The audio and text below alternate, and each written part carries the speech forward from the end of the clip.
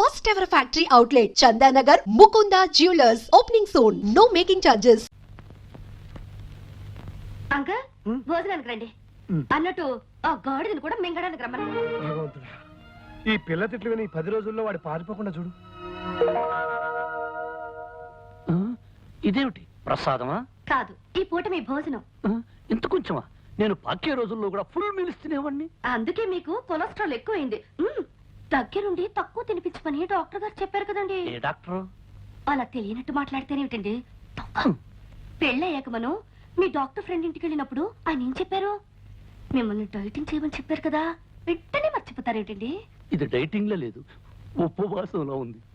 నిజమేనమ్మా, మరీ కొంచెం అన్నం తిని ఎలా ఉండగలడమ్మా? మీరు ఊరుకోండి. నా భర్త ఆరోగ్యం మంచి చెడ్డ అన్ని నేనే చూసుకోవాలి కదా. అది కాదు కళ్యాణి, అర్ధరాత్రి ఆకలేసి హరేమంటే ఎందుకు ఆకలేస్తుంది? ఫస్ట్ క్లాస్ విటమిన్స్ కలిపిన జ్యూస్ తయారు చేశాను. ఓ జ్యూస్ ఉందా? బతికించావు. వీళ్ళు తొందరగా పట్ట. విష్ణు, నీ ఆరోగ్యాన్ని ఇంతలా చూసుకునే భార్య దొరకటం నిజంగా నీ అదృష్టం. మరి ఎవరనుకున్నావో, షీఈ్ మై డాటర్. ఆహా, అన్నం కొంచెం పెట్టినా కొంచెం జ్యూస్ తీసుకొచ్చావు. థ్యాంక్స్. తాగండి. 20 పచ్చి కోకలు కలిపిండి తయారు చేశాను. నాకొద్దు అంకుల్. నో విష్ణు, తాగు. It's as good as medicine. అందులో ఐరన్ కంటెంట్ ఉంది, తాగేయ్. ఐరన్ ఉందా? అయితే నువ్వు తాగు. చూడండి డాడీ, తాగమని చెప్పండి. విష్ణు, కమాన్. నాకొద్దు అంకుల్. ఏం పర్వాలేదు, నాకొద్దు.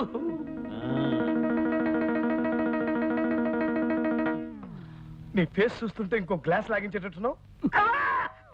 ఏమైంది? పచ్చిమిరపకాయ నవిలే వంట. నీకు మంట, నాకు చేదు. పర్వాలేదులే, పడుకోబోయేటప్పుడు బాగా పంచదార వేసుకుని గ్లాసులో పాలు తాగు, సరిపోతుంది. అలాగే అంకుల్. కళ్యాణి, పాలు తీసుకుని రూమ్ కురా.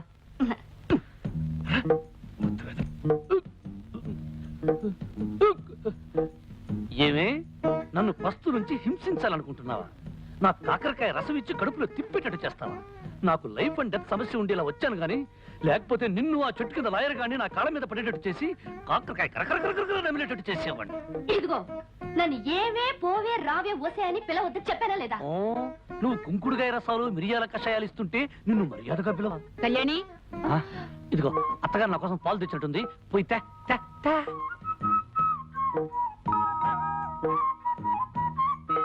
తొందరగా తీసుకురా. నాలుక గొంతు చేతుగా ఉంది, పంచదార ఎక్కువ వేసారో లేదో చూద్దాం. ఉండు చూస్తా.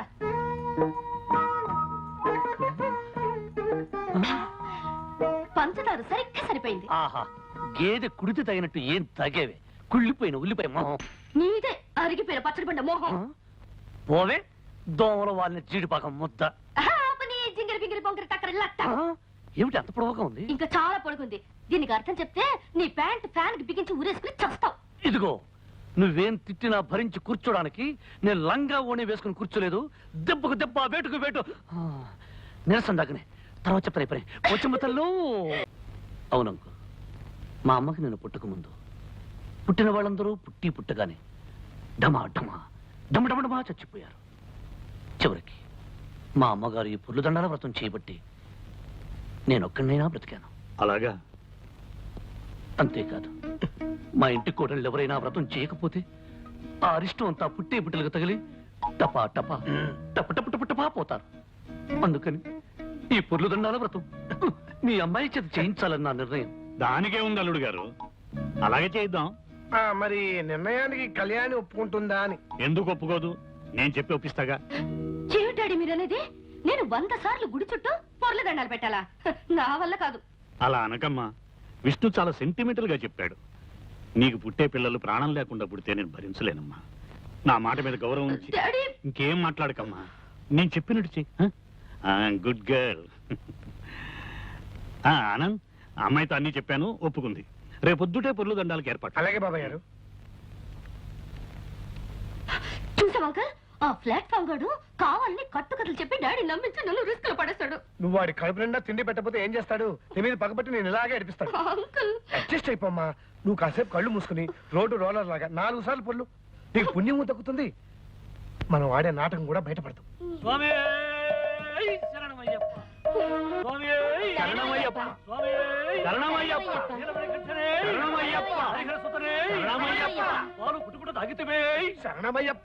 అల్లుడు గారు, పాలు తాగటం అంకుల్, ఆనాడు అయ్యప్ప స్వామి పులిపోలు తాగాడు కదా అది. శరణమయ్యప్ప. వస్తువులు పెట్టితివే, శరణమయ్యప్ప. ఇరుకున్న పెట్టితివే. శరణమయ్యప్ప. ఆనందరావు, ఇవన్నీ స్వామివారి స్తోత్రాలే. అవును బాబాయ్ గారు, మీరు అమెరికాలో ఉన్నారు కదా, ఈ స్తోత్రాల గురించి మీకు తెలియవు. స్వామి శరణమయ్యప్ప.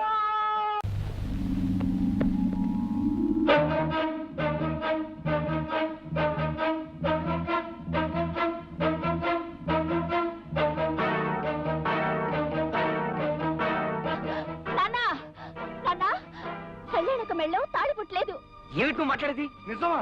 అవును నాన్న, కళ్యాణక మెళ్ళో తాళి పుట్టలేదు. ఎంత మంచివారు చెప్పావమ్మా. చాలు, ఈ పాయింట్ చాలు. వెంటనే పథకం రెడీ.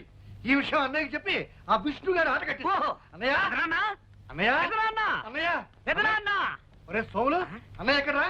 అయ్యగారు ఇంట్లో లేరు బాబు. అన్నయ్య, అన్నయ్య, ఒరే చిట్టి, అన్నయ్య ఎక్కడరా? మరి కొండకెళ్ళడానికి గుండు కొట్టించుకొని డబ్బులు ఇస్తారా? ఆస్తి మంది అవ్వాలే కానీ నిన్ను అన్ని కొండలకి తీసుకెళ్లి గుండు మీద గుండు కొట్టిస్తారు వేదవా. చెప్పక్కడికి వెళ్ళాడు. పొద్దున్నే లేటండి వాళ్ళకి ఇంకెళ్ళారండి. ఒరే నువ్వు అటువైపు వెళ్ళు, నేను ఇటువైపు వెళ్తాను. అన్నయ్య ఎక్కడ కనిపించినా సరే కళ్యాణి మెళ్ళలో తాలిపొట్టు లేదు, ఇదంతా దొంగ నాటకం అని చెప్పే. మరి నేనండి నువ్వు అటువైపు వెళ్ళు. అన్నయ్య, అన్నయ్య, అన్నయ్య, ఎదురన్నా ఎదురన్నా ఎదురన్నా దొరా! ఎత్తరా, ఎవరున్నారు? అన్నయ్య, అన్నయ్య, ఎదురన్నా ఎదురన్నా అన్నయ్య, అన్నయ్య, దొరా! ఎత్తరా! ఏడున్నావు దొరా? అన్నయ్య, నిజం బయటపడిపోయింది. కళ్యాణికి పెళ్లి కాలేదు. ఆ వచ్చిన వాడు ఎవడో సెటిల్మెంట్ దొంగ వెళ్ళిపోయి ఉంటాడు. వాళ్ళు ఆడుతున్నది నాటకం అన్నయ్య. ఏమిట్రా నీ పిచ్చివాగుడు? ఇది పిచ్చివాగుడు కాదన్నయ్య. కళ్యాణి మెళ్ళలో తాలిపట్టు లేదు. కావాలంటే నువ్వే స్వయంగా వెళ్ళి చూడు. దొరా! ఎత్తరా! ఏడున్నావు దొరా? విష్ణుబాబు, నువ్వు దొంగబాబు అన్న విషయం తెలిసిపోయింది. కళ్యాణమ్మ మెళ్ళలో తాలిబొట్టలేదన్న విషయం ఇంట్లో వాళ్ళందరికీ తెలిసిపోయింది. ఈ విషయం పెద్దయ్య గారికి చెప్పడానికి వెళ్తున్నాను. నువ్వు వెంటనే ఊరు వెళ్ళిపోవచ్చు. చెప్తా.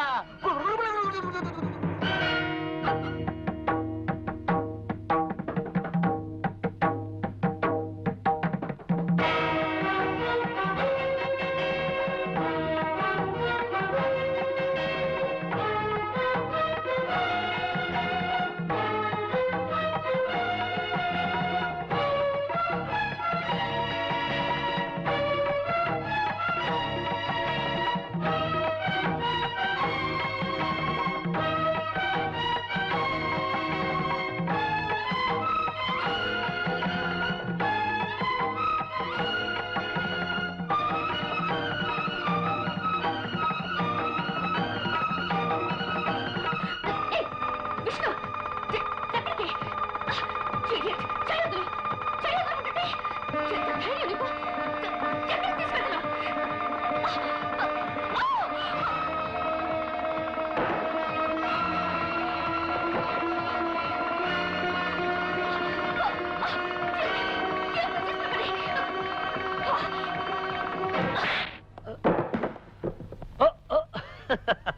అంకుల్, కురుక్షేత్రం డ్రామాలో పడక సీన్ లో శ్రీకృష్ణుడు ఎలా పడుకుంటాడు చూపించమంది. చూపిస్తున్నాను. ఎలా ఉంది పొజిషన్ అంకుల్? ఏమా కళ్యాణి, తాలిబుట్టలా నూనె తాడుగుచ్చి వేసుకున్నావేమిటి? బంగారం తాడు వేసుకోవచ్చుగా. సిటీలో గోల్డ్ చైన్ ఆర్డర్ ఇచ్చాం అంకుల్. 2-3 రోజుల్లో కరెక్ట్ చేసుకోవాలి కదా కళ్యాణి. అంకుల్, మీరేమిటి ఇలా వచ్చారు? ఏం లేదు, ఏం లేదు. ఏదో ఒకసారి మీ ఇద్దరిని చూడాలనిపించింది, వచ్చాను. క్యారియన్ క్యారియన్.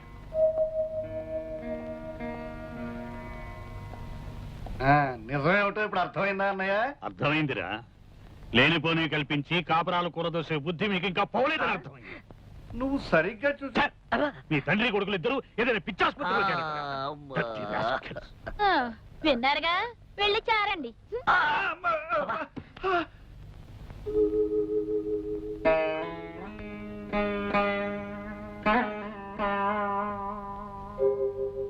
మనం ఆడే నాటకం బయటపడకుండా ఉండటానికి, ఆ పెద్ద ఆయన్ని కాపాడుకోవడానికి నాకింతకంటే వేరే ఆలోచన రాలేదు. మీరు నాకు ఇచ్చే కిరాయికి తగిన రుణం తీర్చుకోవడం నా కర్తవ్యం. మీ దగ్గర తీసుకుంటున్న డబ్బుకి ఏమాత్రమైనా న్యాయం చేయకపోతే నేను కిరాయి మనిషిని అవుతానే కానీ నిజమైన మనిషిని కాను.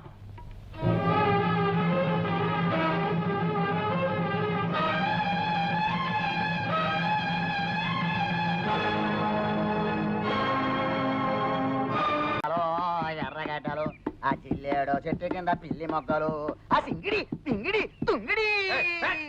నాన్న కళ్యాణి మెడలో తాళి లేదని చెప్పడానికి నేను పెదనాన్న దగ్గరికి ఎంత స్పీడ్ గా పరిగెత్తానో తెలుసా? మనం స్పీడ్ గా పరిగెత్తాం సరేరా, కానీ మనకంటే స్పీడ్ గా విష్ణుగాడండి మన పథకం అంతా చెడగొట్టేశాడే.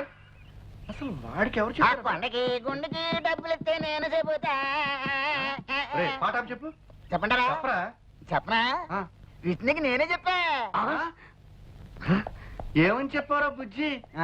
కళ్యాణం మెళ్ళలో తాలిబొట్టలేదు, నీ నాటకం బయటపడిపోయింది, నువ్వు తొందరగా పెట్టి బేడా సర్దుకుని ప్రయాణం కట్టే అని చెప్పేశాను. ఇప్పుడైనా డబ్బులు ఇస్తారా? నీకు కొండ మీద కాదురా.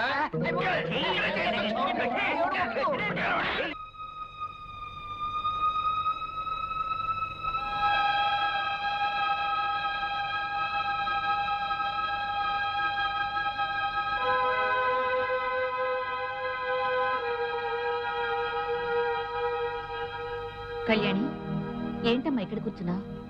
ఇవిగో పాలు.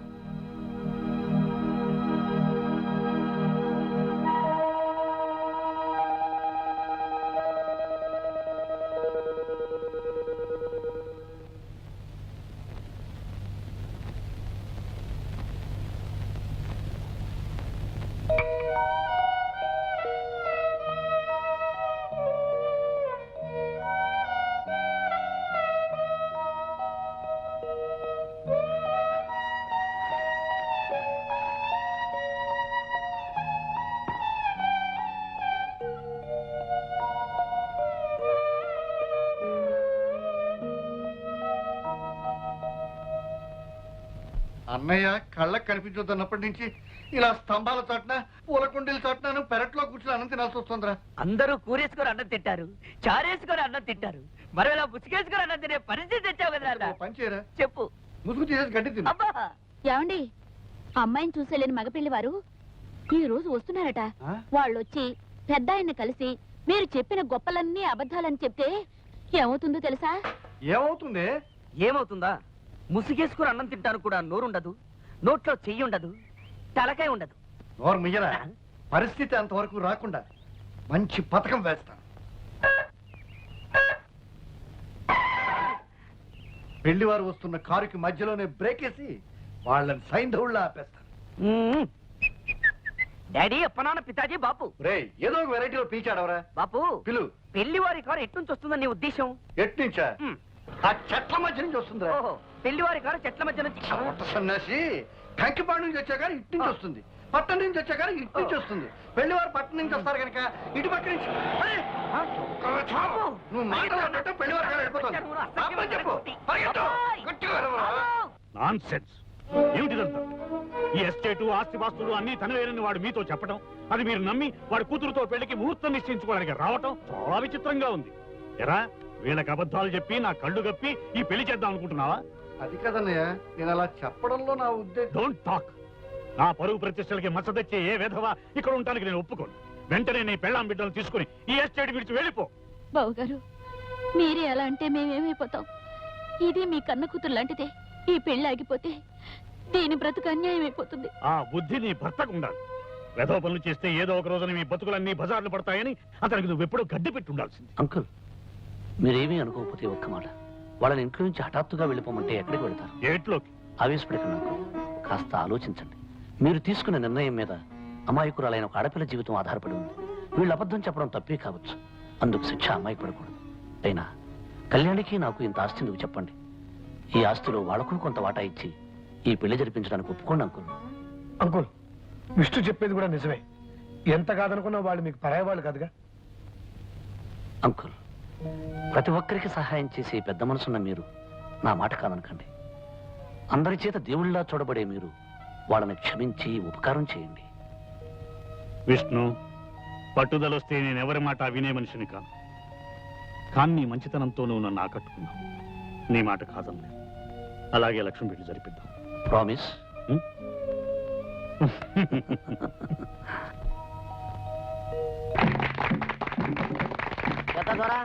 తమరి పుట్టినరోజు మాకు పండగ రోజు. మీరు కలకాలం చల్లగుండాల. మీ అభిమానానికి కృతజ్ఞుణ్ణి. పెద్ద దొర, ఈ ఏళ అమ్మాయి గోరుతో అల్లుడు గోరుతో ఈడకొచ్చినందుకు మాకు చాలా సంతోషంగా ఉన్నది. మీ తర్వాత మాకు పెద్ద దొరగా ఉండాలని ఈ తాయెత్తు ఈ మెడలో కడుతున్నాను. మీ ఇద్దరు సిలకా గోరింక